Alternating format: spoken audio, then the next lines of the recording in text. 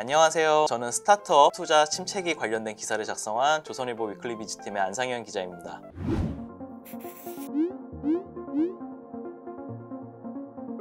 지난 5월 말쯤에 스타트업 관련된 기사를 썼었습니다. 지난 분기에 이어서 이번 분기도 좀 비슷한 분위기여가지고 실효성이 있는 이야기로 볼 수 있는데요. 스타트업 시장이 투자금이 얼어붙으면서 굉장히 침체기를 겪고 있다고 합니다. 상반기의 스타트업 시장이 어땠나요? 올해 상반기 스타트업 시장은 굉장히 안 좋은 시기였습니다. 시장 정보 분석 업체인 CB인사이츠에 따르면은 1분기 같은 경우에는 글로벌 스타트업 펀딩 증가율이 전분기 대비 마이너스 20%였습니다. 그리고 2분기에는 더 악화돼가지고 23%가 다시 급감했습니다. 올해 상반기 같은 경우에는 글로벌 스타트업에 대한 투자금들이 급격히 줄어든 시기였다고 볼 수 있습니다. 투자금이 급감한 이유들이 좀 어떤 것들이 있을까요? 작년에 팬데믹이 왔었잖아요. 각국 정부와 중앙은행들이 경기 침체를 방어하기 위해서 막대한 현금과 자본들을 투입을 했었어요. 그러다 보니까 당연히 시장에는 자금이 넘쳐나는 현상이 발생했고, 그 덕분에 세계 증시도 굉장히 상승세를 보였었죠. 스타트업들도 이런 유동성 증가에 좀 수혜를 입었던 겁니다. 금리를 낮추고 현금을 풀다 보면 인플레이션 압력이 다시 발생을 하잖아요. 그러다 보니까 작년 말부터 미국 연준을 비롯한 세계 중앙은행들이 금리 인상을 하겠다는 걸 시사하기 시작했고, 올해 들어서는 빅스텝, 자이언트 스텝, 역사상 유례를 보기 힘들 정도로 빠르게 금리를 인상하고 있습니다. 금리를 인상하는 거는 돈을 은행에 보냈을 때 얻는 수익이 증가한다는 의미잖아요. 그러니까 사람들은 금리가 오르면은 기본적으로 다른 데 투자하기보다는 투자를 줄이는 방향으로 행동을 합니다. 한마디로 예적금이 더 유리해지는 거죠. 보통은 금리를 인상하면은 주식시장은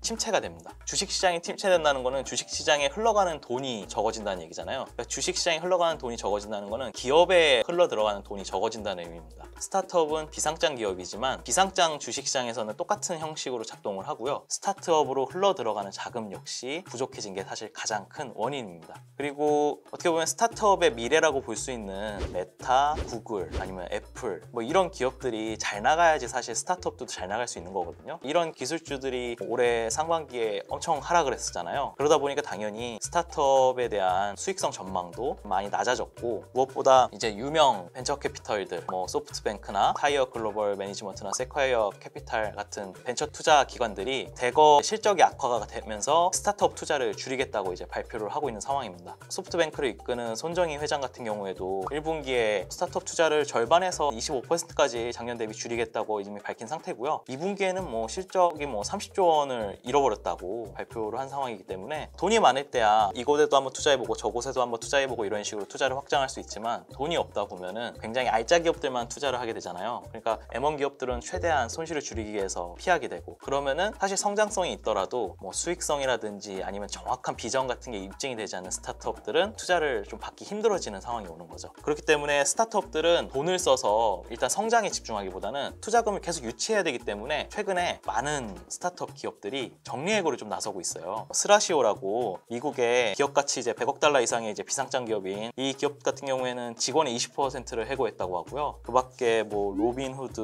호핀, 리프 테크놀로지, 고퍼프, 카메오, 워크라이저 이런 다양한 업종의 유니콘 기업들, 유력 스타트업들이 대거 사람을 줄이면서 비용을 아끼고 있는 상황입니다. 스타트업들의 정리 해고 현황을 팬데믹 이후에 추적하고 있는 사이트가 있어요. 레이오프라는 사이트인데요. 이 사이트를 보면은 올해 1분기만 하더라도 전 세계 스타트업에서 9,829명에 대한 해고가 이루어졌어요. 2분기를 기점으로 보면은 지금 37,493명이고요. 지금 3분기는 아직 9월은 반영도 안 됐는데도 벌써 26,365명을 좀 넘어서고 있는 상황입니다. 한마디로 작년 한 해 동안 팬데믹 이후에 좀 거의 바닥을 기록하던 정리 해고 건수가 올해부터 시작해가지고 급격히 늘어나고 있는 상황입니다. 스타트업들이 인건비 비중이 보통 크다 보니까 사람을 해고하는 방식으로 비용을 아끼고 겨울을 좀 이겨내야겠다는 전략을 세우고 있는 것으로 보입니다. 그러다 보니까 지금 스타트업들이 사실 엑시시라고 하거든요. 투자금을 회수하는 방법을 얘기하는 건데, 보통은 다른 기업에 인수합병이 되거나 IPO라고 해서 기업 공개라고 하는데요. 주식시장에 상장을 하거나 이런 식으로 투자금을 회수를 하는데, 지금 증시 자체가 침체를 해버리니까, 그리고 또 투자자들도 워낙 투자를 안 하다 보니까 IPO 자체가 좀 힘들어지고 있는 상황입니다. 사실 IPO는 스타트업 입장에서는 엄청난 파티거든요. 성공만 하면은. 근데 지금 파티할 수 있는 분위기가 아니다 보니까 이런 IPO도 굉장히 좀 힘들어지고 있는 상황이고, 있고요. 지금 상장은 계속 미루고 있는 상황이죠. 아직은 침체기이기 때문에 스타트업들이 상장을 하는 건 좀 쉽지 않아 보이긴 합니다.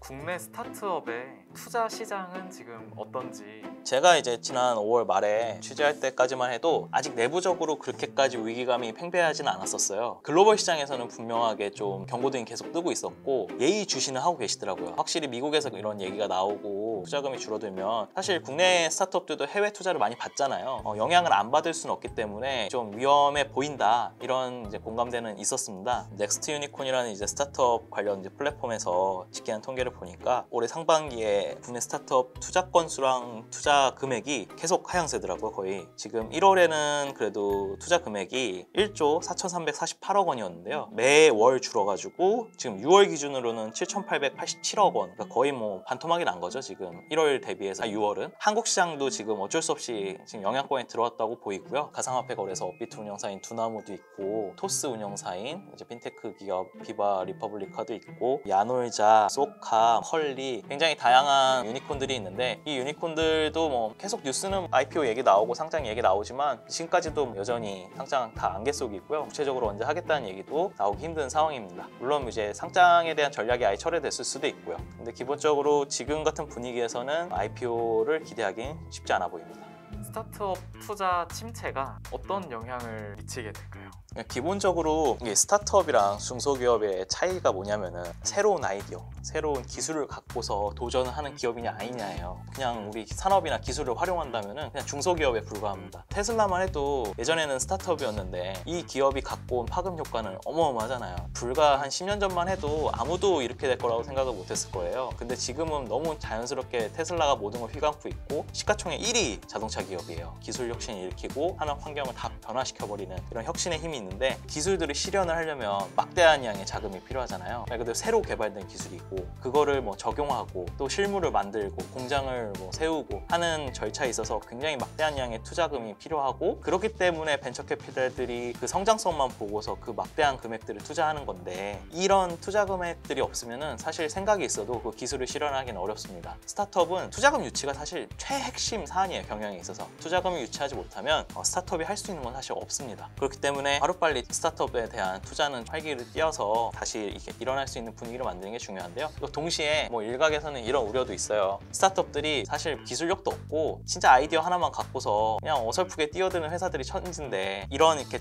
투자 침체기에는 그런 옥석가리기가 된다는 거예요. 실제로 괜찮은 스타트업만 좀 골라낸다는 측면에서 긍정적인 작용을 하는 측면도 있다, 뭐 이렇게 보는 시선도 있죠. 다만 많은 스타트업들이 많은 실패를 통해서 성공이 나오는 거기 때문에 그런 실패할 수 있는 배경이 되는 건 결국 이런 벤처 캐피탈들의 투자금들이거든요. 그래서 이런 투자금들이 좀 하루빨리 좀 다시 돌아와야지 스타트업 시장이 좀 활기를 찾지 않을까 하고 있습니다. 언제까지 시장이 좀 얼어 있을까요? 사실 뭐 스타트업 시장이 떠오르려면 증시가 떠오르는 거 보면 되는 건데요. 금리를 집중하면 될 것 같습니다. 얼마 전에 그 잭슨홀 미팅에서 파월 미국 연준 의장이 금리 인상 계속 할 거라는 식으로 발언했거든요. 그러면서 이제 세계 증시가 다시 폭락을 했어요. 이걸 보면은 올해는 인상이 이어질 것 같고요. 한국 역시 이창용 한국은행 총재가 미국이 안 내리면 우리도 내릴 수 없다라는 식으로 얘기를 했어요. 최근에 올해는 무조건 금리 인상이 좀 이어질 것 같은 분위기가 좀 나오고 있고요. 스타트업 시장도 마찬가지로 정체기가 좀 이어질 것 같습니다. 그래서 당장은 좀 쉽지 않아 보이고요. 인플레이션이 확실히 꺾이는 게 보이면 스타트업 시장이 좀 반등이 시작되지 않을까 보고 있습니다. 이번 기사를 마무리하면서 전하고 싶은 한마디. 제가 예전에 썼던 기사 중에 하나가 이제 비상장 주식에도 투자할 수 있는 방법들에 대해서 기사를 쓴 적이 있어요. 여러 플랫폼을 통해서 또 투자가 가능하거든요. 일반인들도. 그렇기 때문에 저가 매수 기회가 될 수도 있습니다. 스타트업들이 지금 한창 침체기에 있고 힘든 시기지만 또 동시에 개인 투자자 입장에서는 좋은 스타트업들을 개인 판단 하에 옥석을 잘 가려내서 거기에 좀 미리 주식을 투자할 수 있다면 장기적으로 금리가 인하되고 세계 증시가 상승기에 오를 때 투자 수익이 좀 괜찮지도 않을까 하는 생각도 있습니다. 요거는 오로지 제 개인 투자자 입장에서 생각을 해본 거고요. 사실 뭐 증시도 그렇고 하락이 곧 기회거든요. 언젠가는 반등할 거기 때문에 많은 분들이 스타트업에 계속 관심을 가져주시면 좋을 것 같습니다. 네, 지금까지 위클리 비즈팀의 안상현 기자였습니다. 감사합니다.